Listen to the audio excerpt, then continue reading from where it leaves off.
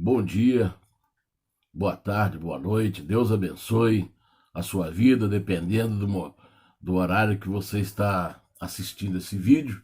Deus abençoe você, paz seja convosco. Deus abençoe os nossos irmãos que estão sempre ligados conosco através dos vídeos. Mais uma vez, eu quero agradecer os pastores e missionários que têm, através dos vídeos, das mensagens, levado uma palavra de fé e de esperança para todo o povo da igreja, também os nossos irmãos de outras denominações, pastores. Deus abençoe você, um abraço, Deus abençoe. E hoje nós vamos meditar na palavra de Deus no capítulo 4 da carta de Paulo aos Efésios, versículo 22, 23 e 24, que diz assim: que, quanto ao trato passado, vos despojeis do velho homem, que se corrompe pelas suas concupiscências do engano, e vos renoveis no espírito do vosso sentido, e vos revistais do novo homem, que, segundo Deus, é criado em verdadeira justiça e santidade. Então, esse é o assunto que nós vamos falar neste domingo, e esperamos que possa trazer edificação para a sua vida espiritual, para a sua fé, de forma maravilhosa. E dentro desse tema, eu gostaria de falar sobre o assunto tornando-se semelhantes a Cristo. Tornando semelhantes a Cristo. Irmãos, uma coisa que nós temos visto, e todos os pastores sérios que eu estou falando, pastores que têm realmente paixão pelas almas, pastor que tem compromisso com seu testemunho, com a sua vida, o que nós temos observado, isso às vezes nos dói muito, quando você vê uma pessoa chegando, ela recebe bênçãos maravilhosas para a sua vida é transformada, sua vida muda da água para o vinho, né? Então, de repentemente, essa pessoa, com pouco tempo, ele desaparece também instantaneamente da igreja, da presença de Deus. Então, nós vamos falar sobre esse assunto, né, que é muito importante para todos nós. Primeira coisa que nós precisamos saber, que a salvação é algo instantâneo. Isso quer dizer que ela acontece de forma instantaneamente em resposta à fé em Cristo Jesus, o nosso Senhor. Nós podemos lembrar da passagem bíblica lá em Lucas 23, do 42 ao 43, que quando Jesus foi crucificado junto com ele dois ladrões, um à direita e outro à esquerda. E um dos ladrões, blasfemava de Jesus, blasfemava de Deus. Você está aí, você fez tantos milagres, por que você não salva a ti mesmo e a nós também? Mas o outro ladrão, do outro lado, repreendeu o primeiro, dizendo: você não teme a Deus estando na mesma condenação? Nós estamos aqui porque os nossos atos nos trouxeram para essa situação. Agora, esse aí, ele nada fez, ele é justo. Aí ele disse assim: Senhor, lembra-te de mim quando entrares no teu reino. Jesus disse assim: na verdade te digo, hoje mesmo estarás comigo no paraíso. Esse ladrão, esse criminoso, não houve tempo para que ele frequentasse uma igreja, não houve tempo para que ele se batizasse, não houve tempo para que ele pudesse repor as perdas das pessoas que tiveram pelos seus atos. Não houve tempo para que ele chegasse em cada família e pudesse pedir perdão, para que ele pudesse, na hora da sua morte, encontrar o paraíso. Não houve tempo, porque a salvação ela vem em resposta à fé em Cristo Jesus. Ele reconheceu que Jesus estava ali para morrer por ele, sendo justo. Então ele disse: Senhor, lembra-te de mim quando entrares no teu reino. A resposta de Jesus foi imediata: hoje mesmo estarás comigo no paraíso. Então, a palavra de Deus mostra que a salvação ela é imediata, em resposta à fé em Jesus Cristo nosso Senhor. Lá no livro de Atos, no capítulo 2, 37 ao 38, na pregação de Pedro, após o derramamento do Espírito Santo, a multidão perguntou a Pedro: que faremos, irmãos? Aí Jesus disse assim, Pedro disse: arrependei-vos e cada um de vós seja batizado em nome de Jesus para perdão dos seus pecados e recebam o dom do Espírito Santo. Então, a salvação ela é instantânea em resposta à fé que a pessoa coloca em Jesus Cristo. Muito bem. Agora, qual é a maior dificuldade que nós estamos encontrando? Nós, como pastores,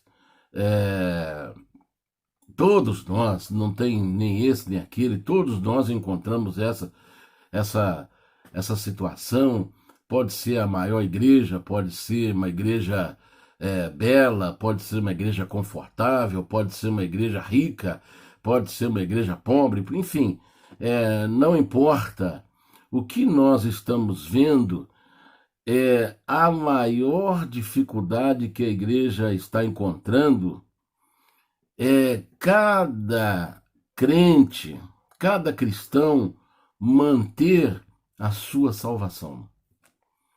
Esse que tem sido o problema. Aquele, quando nós lembramos do ladrão, ele foi felicíssimo, né?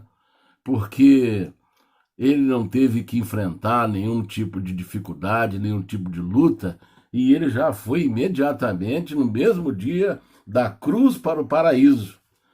Agora, a pessoa, nós como servos de Deus, nós temos que manter a salvação que recebemos de Deus. E Paulo fala assim, desenvolvei a vossa salvação com temor e tremor.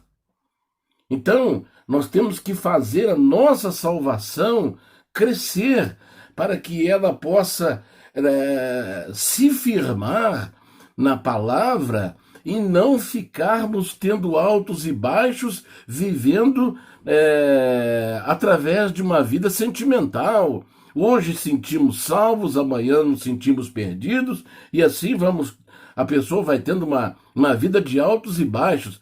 A palavra de Deus, lá no Apocalipse, capítulo 2, versículo 10, diz assim: ser fiel até a morte, e dar-te-ei a coroa da vida.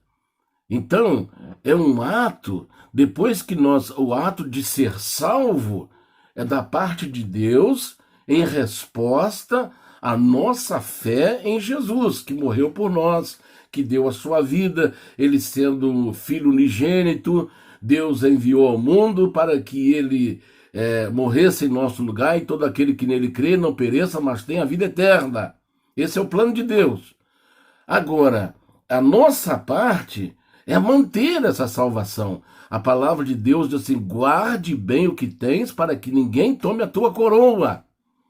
Então, a salvação, manter a nossa salvação depende de mim, depende de você, porque a parte de Deus já foi feito. Ser fiel até a morte e dar-te-ei a coroa da vida. Então, o que nós estamos vendo em todos os lugares, em todas as igrejas, é que a pessoa faz isso. Ele dá o seu primeiro passo, ele crê em Jesus, batiza, recebe o dom do Espírito Santo e, de repente,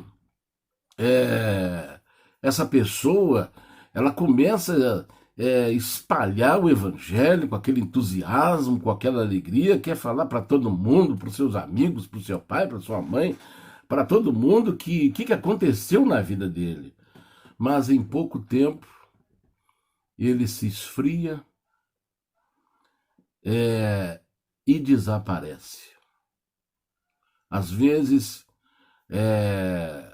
nas primeiras provações da vida, porque Jesus falou, ensinou sobre isso aí, quando ele fala sobre a parábola da semente, que uma parte da semente cai na beira do caminho. E vêm as aves, comem essa semente.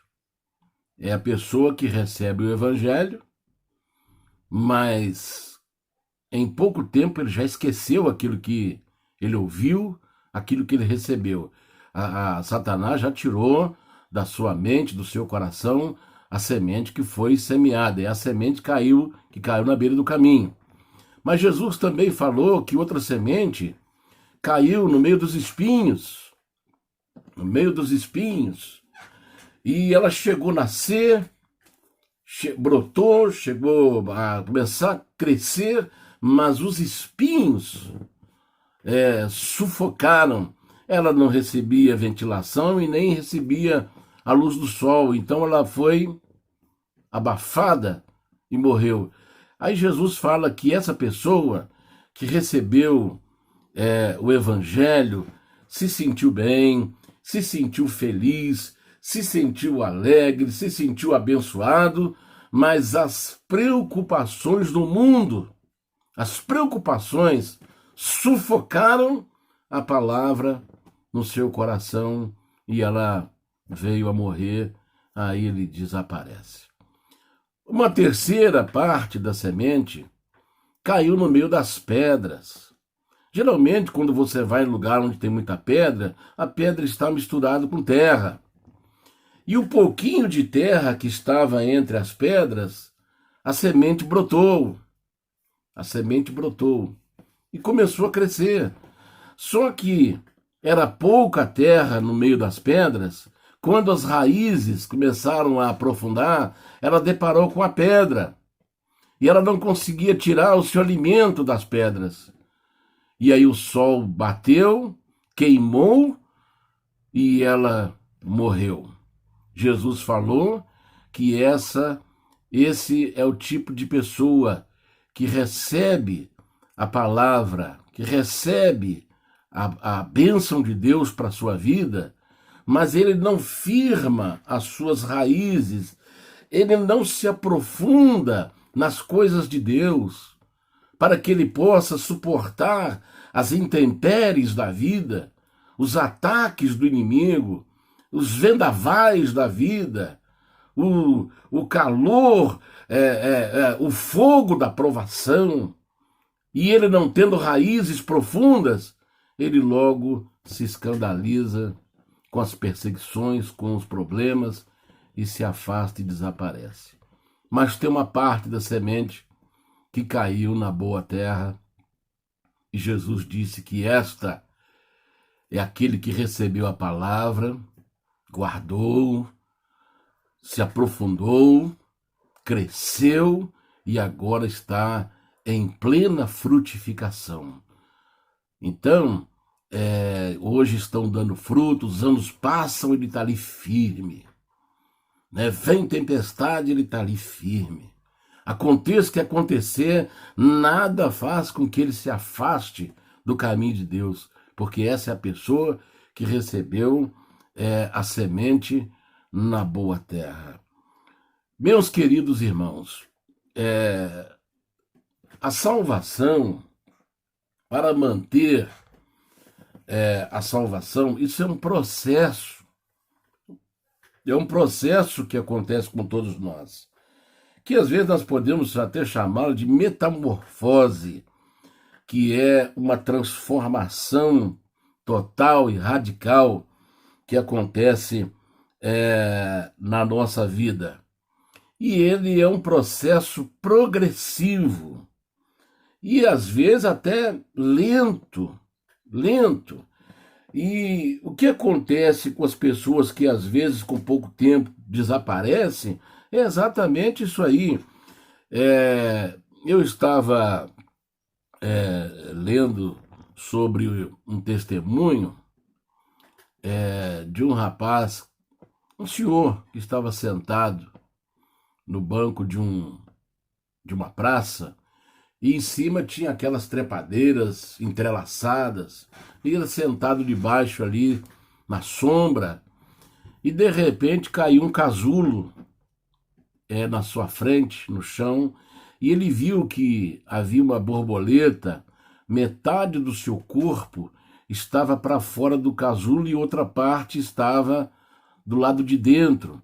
E ela fazendo forças para poder sair daquele casulo. Então ele resolveu dar uma ajuda para ela. Ele tirou um canivete do seu bolso bem afiado,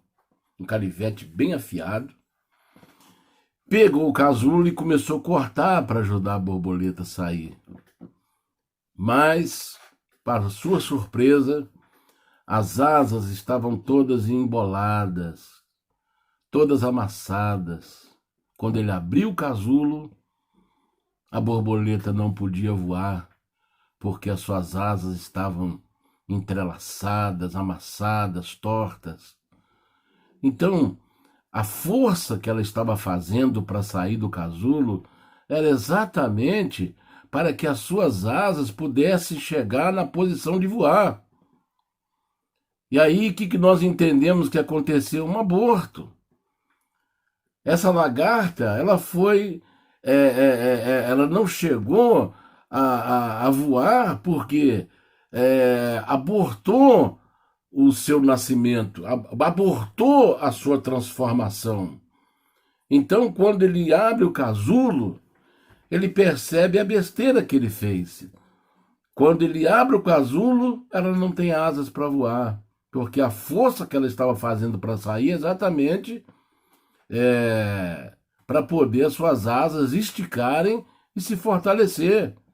E é isso que acontece na vida de muitas pessoas quando estão na igreja. Quando vem uma aprovação, essa aprovação é exatamente para te fortalecer, para te fazer mais forte, para te fazer mais esperançoso.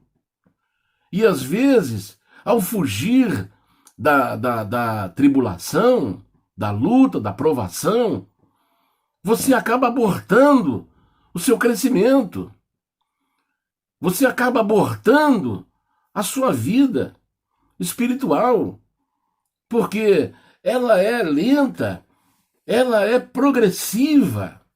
É isso que nós precisamos entender. Para manter a salvação, nós temos que entender isso, que a nossa bênção, o nosso crescimento, ele é progressivo. Às vezes uma pessoa chega hoje na igreja, amanhã ele já quer ser pastor, ele já quer ser alguém na igreja que esteja fazendo, pregando. Não, tem o tempo certo. Tem que esperar o momento certo. Então Deus sabe o momento certo disso acontecer. E quando a pessoa aborta isso aí, ele lá na frente, ele quebra a cara. É o que nós temos visto aí, tanta gente acontecer. Ele nunca fica satisfeito num lugar só. Está sempre rodando.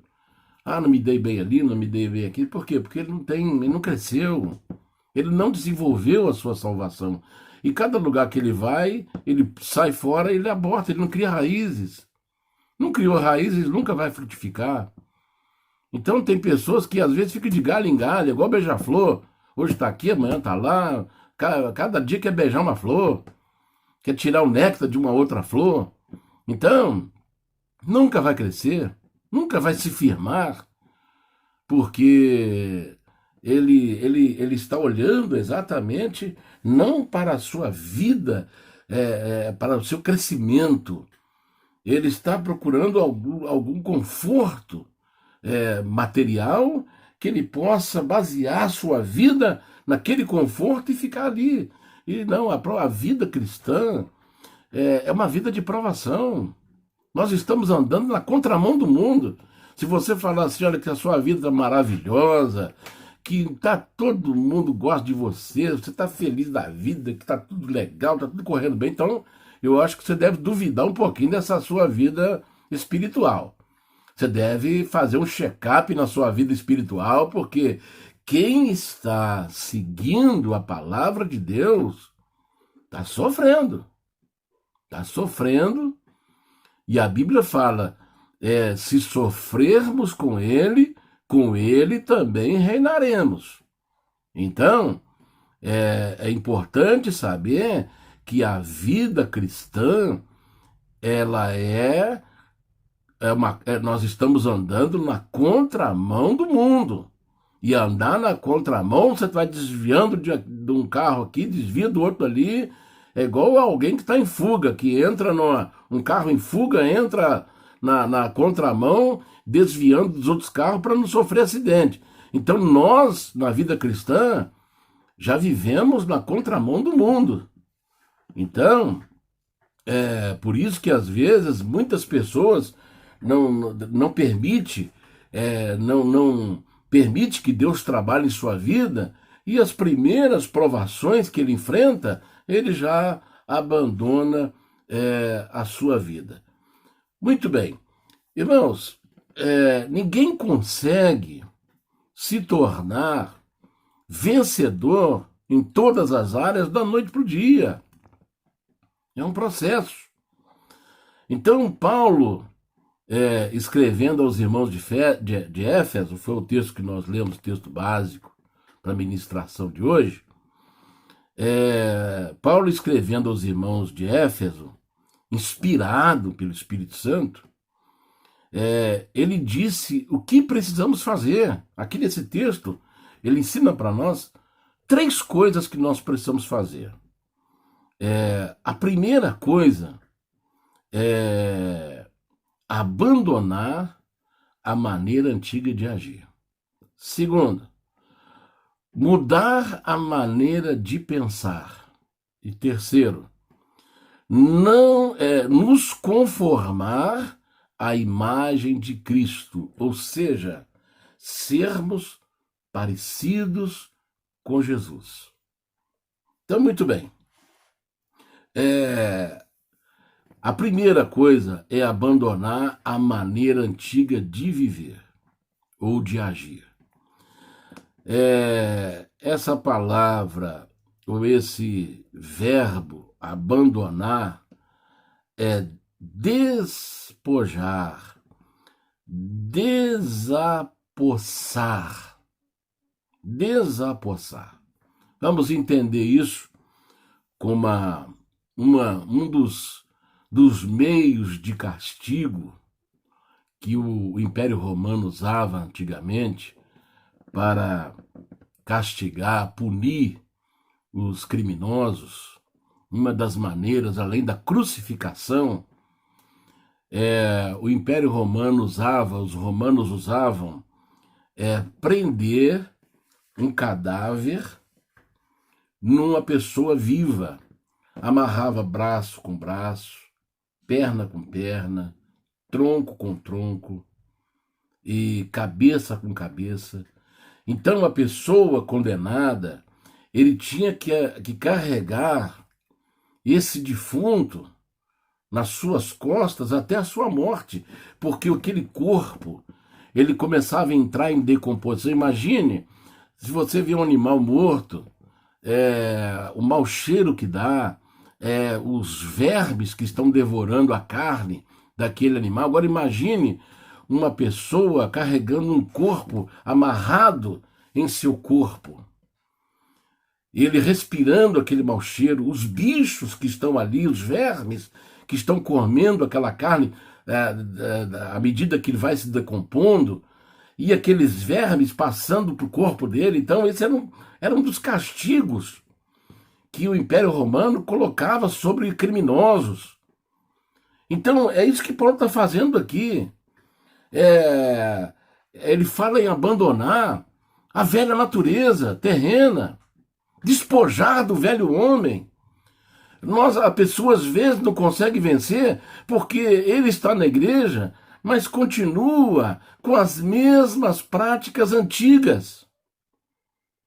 Com as mesmas práticas antigas. Então ele não consegue adaptar a nova vida, ele não consegue adaptar a sua vida nova, a sua vida espiritual com a vida que ele leva. Então isso se torna um peso para ele. Ele começa a carregar um fardo pesado, porque ele não consegue se livrar do modo antigo de agir, porque ele está carregando um homem velho dentro de um corpo novo, que é a nova vida que ele acabou de receber. Então Paulo fala assim, olha, desaposse, abandone o velho homem, despoje do velho homem. A Bíblia viva diz assim, olha, então desfaçam-se dessa velha natureza má. Desfaça dessa natureza. Então, isso aí é parte nossa. É a parte que nós temos que fazer. Abandonar. Isso não acontece automaticamente. É nós que temos que fazer. Não, eu não vou fazer mais isso. Eu não quero mais isso para a minha vida. Eu não quero mais viver dessa forma. Então, isso parte da pessoa. Isso não acontece mecanicamente ou automaticamente. Isso acontece quando nós tomamos uma atitude. Então, antes de nós conhecermos a Cristo, nós éramos, primeiro, inimigos de Deus. Então, agora temos que ser amigos de Deus. Temos que fazer agora o que Deus está mandando fazer. O que adianta a pessoa estar na igreja, mas não faz aquilo que Deus manda fazer? Você está enganando a si mesmo. Você está querendo viver uma vida velha, tentando com o corpo que agia como inimigo de Deus, tentando agora ser amigo de Deus, mas da casca para fora, ou da boca para fora. Não dá certo. Por isso que você é infeliz na igreja. Por isso que você é infeliz na presença de Deus. Então nós éramos, antes de conhecermos a Cristo, éramos inimigos de Deus. Segundo, nós fazíamos o que agradava a carne. Então, tudo que a carne desejava, a gente fazia, porque vivíamos fora do caminho. Mas agora, nós temos que lutar contra isso. Lutar contra os desejos da carne. Paulo fala para os jovens assim, jovens, fuja das paixões da mocidade. Às vezes nós queremos arrumar um evangelho para facilitar para os jovens, mas os jovens não tem que facilitar, não tem que pegar pesado com eles, porque eles são mais fortes. Paulo fala assim, jovens, eu vos escrevi porque sois fortes. Jovem é forte, jovem aguenta tranco, jovem não precisa de inventar nada para ele ficar na igreja, não. Paulo falou para Timóteo, ser o exemplo dos fiéis, no trato, na palavra, na esperança, na fé. Ser o exemplo. Então jovem é forte. Você não tem que inventar nada de evangelho, de coisas do mundo para jovem ficar, não, porque ele não precisa disso não. Porque ele é forte. Jovem, fuja das paixões da carne. Fuja dos desejos da mocidade. Então nós fazíamos o que a carne desejava. Nós éramos inimigos de Deus, fazíamos o que agradava à carne. Nossas ações, terceiro, nossas ações eram guiadas pelo espírito da desobediência. As nossas ações eram guiadas pelo espírito da desobediência. Então, Paulo está falando aí no versículo 22, despojar do velho homem. Agora nós não vamos ser guiados mais pelo espírito da desobediência. Vamos ser guiados agora pelo Espírito Santo. Andar no Espírito e nunca satisfazer os desejos da carne. A Bíblia fala: enchei-vos do Espírito. Então, irmãos, a primeira coisa é abandonar a maneira antiga de agir. Se você não fizer isso, você não vai ficar muito tempo na igreja. Você não vai ficar. Nós temos aí pessoas que já têm 20, 30, 40, 50, 60, 70 anos. Na presença de Deus. Olha o que essa pessoa já passou de enfrentamento com o inimigo, de provações. Tem que tirar o chapéu para essas pessoas. Tem que respeitar essas pessoas. Esses que estão chegando agora, tem que tirar o chapéu para eles, tem que respeitá-los. Porque são pessoas que passaram provações que você nunca experimentou. Então você precisa passar por esse processo. Você precisa ter a sua experiência. Então, a primeira coisa que nós precisamos fazer é abandonar a maneira antiga de agir. Agora, a nossa maneira de agir deve ser baseada na palavra de Deus. Essa deve ser a nossa maneira de agir, baseada na palavra de Deus. Segunda coisa, precisamos, no versículo 23, precisamos mudar a nossa maneira de pensar. Lá foi abandonar. A primeira coisa é abandonar o agir do velho homem. A segunda coisa é mudar a nossa maneira de pensar. Versículo 23. Lá em Romanos, diz assim, tem 3 verbos.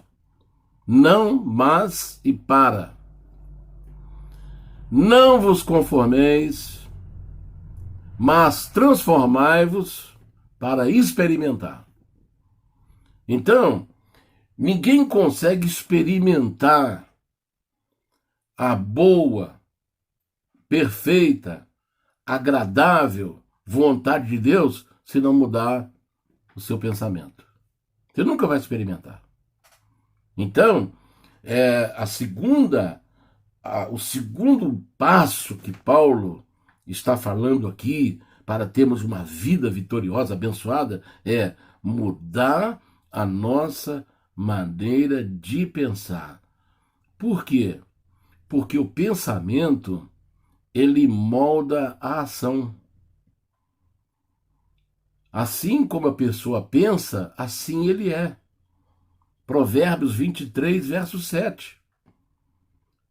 Então, é o nosso pensamento que molda as nossas ações. A pessoa precisa de se libertar de hábitos, ideias ou conceitos errados. Agora, isso acontece quando nós conhecemos a palavra, a verdade. João 8,32. Conhecereis a verdade e a verdade vos libertará. Então, é importante, esse segundo passo é mudar a nossa maneira de pensar. Renovar, tornar novo, modificar para melhor, recomeçar. Agora, o entendimento, ou seja, a nossa faculdade de compreender, de pensar ou de conhecer. É por isso que é importante ler a palavra de Deus, importante ouvir a palavra de Deus, porque somente as Escrituras vai mudar os nossos pensamentos. A Bíblia fala assim: aquele que está em Cristo, nova criatura é. As coisas velhas se passaram, e eis que tudo se fez novo. Então, mudar o pensamento, mudar a sua maneira de pensar.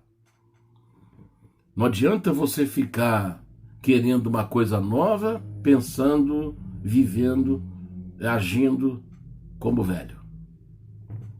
Mude a sua maneira de pensar. Terceiro, verso 24. Precisamos nos conformar à imagem de Cristo. Então nós vemos em primeiro lugar, nós temos que abandonar a maneira antiga de viver. Chega de carregar defunto nas costas. Chega de carregar o velho homem, que se corrompe, que apodrece, que se desmancha. E segundo, mudar a maneira de pensar. E terceiro, precisamos nos conformar, ou seja, estar conforme à imagem de Cristo, porque esse é o desejo de Deus, que sejamos todos parecidos com Jesus, com seu Filho. Agora, essa imagem não é física, essa imagem é espiritual. Essa imagem espiritual, esse é o plano de Deus, que cada pessoa seja igualzinho ao seu Filho, Jesus Cristo. 1 Coríntios, capítulo 15, verso 49. Assim como trouxemos a imagem do terreno, a imagem de Adão, assim também devemos trazer a imagem do celestial, que é Cristo. Esse é o plano de Deus. Essa semelhança, como já falei, essa semelhança com Cristo é espiritual. Ou seja, devemos ser parecidos com Ele quando pensamos, quando falamos, quando agimos. Então nós temos que viver como Jesus viveu, andar como Ele andou, falar como Ele falou, ver como Ele viu, Ele via. Jesus, quando via as multidões, Ele não via como o homem vê. Para os discípulos era mais uma multidão, mas para Jesus, Ele falava assim: olha, eu vejo as multidões, mas vejo elas como ovelhas sem pastor, ovelhas desgarradas. Então, a visão que Jesus tinha era totalmente diferente das nossas. Então, nós precisamos nos conformar à imagem de Jesus. Jesus sofreu, e nós vamos também sofrer. Quando ele estava carregando a cruz pelas vias estreitas de Jerusalém, as mulheres batiam no peito, chorando. Ele parou, mesmo sangrando, carregando aquele peso, ele deixou uma mensagem para aquelas mães. Falou: mulher, por que choras por mim? Chora antes pelos vossos filhos, porque se faz isso em lenha verde, que sou eu, a lenha verde é resistente, não pega fogo fácil, não quebra fácil. Estão fazendo isso comigo, que sou lenha verde, o que farão com vocês, que são lenha seca? Antes, chorai por vós mesmos e por vossos filhos. Então nós temos que ter a semelhança com Jesus. Esse é o plano de Deus. Agir certo, perdoar, descansar no Senhor, falar o que edifica. Falar o que edifica. Em muitos lugares, quando você vai conversar com alguém, você pensa que vai sair alguma coisa boa da boca dele, até de pastores também. Quando vê, o cara está Você vai estar ali ouvindo, de repente é uma piada de duplo sentido. Vai catar coquinho? Você está levando as coisas de Deus na ponta do pé? Então tem pessoas que você não pode nem conversar com ela, que ela vem com mensagem de duplo sentido. Está no lugar errado. Vai caçar a sua turma.